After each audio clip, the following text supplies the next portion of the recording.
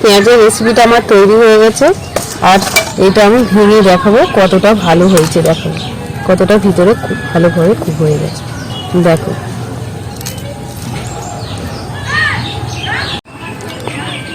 Hello বন্ধুরা, সবাইকে নমস্কার। সুনন্দা ভিলেজ স্টোরি সবাইকে স্বাগত জানি।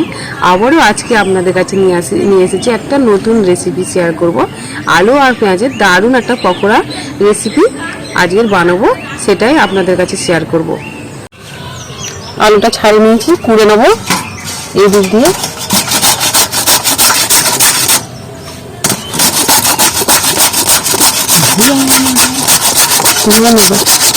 আলুর কষটা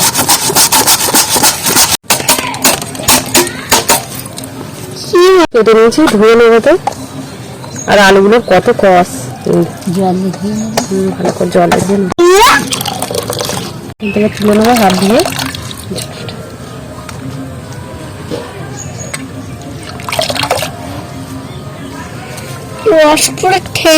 ধুয়ে নিয়েছি, কুড়ে নেবো এগুলো।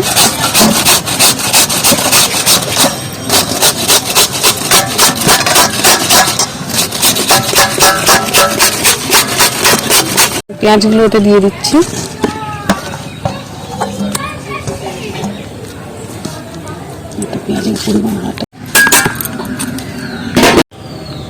দিয়ে দেবো চালের গুঁড়ো 2 চামচ মতো, পরিমাণ মতো দেবো।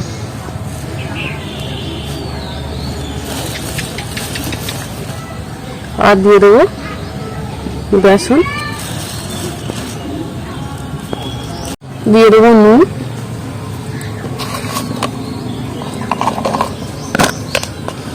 পরিমাণ ঝালের গুঁড়ো,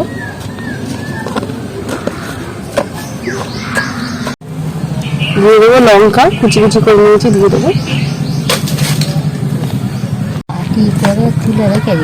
এবার মাখিয়ে নেবো এইভাবে।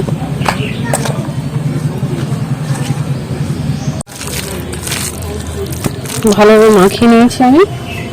কড়াটা গরম হয়ে গেছে আমার, তেল দিয়ে দেবো।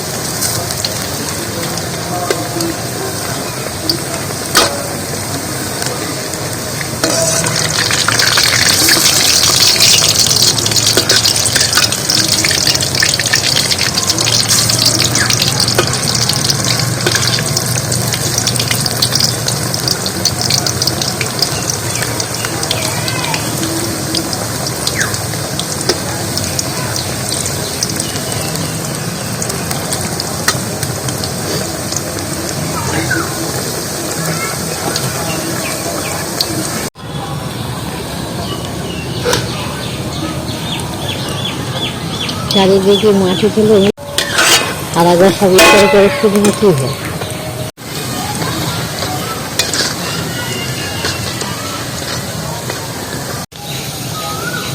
পকোড়াটা আমার লাল লাল করে ভাজা হয়ে গেছে, এবার তুলে নেবো।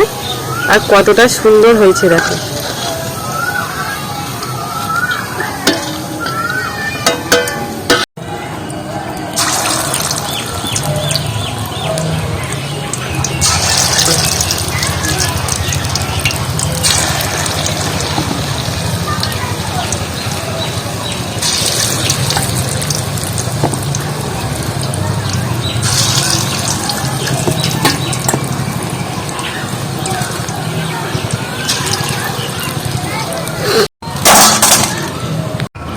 দেখো কয়েক মিনিটের মধ্যে আমি একটা দারুণ রেসিপি বানিয়ে নিয়েছি।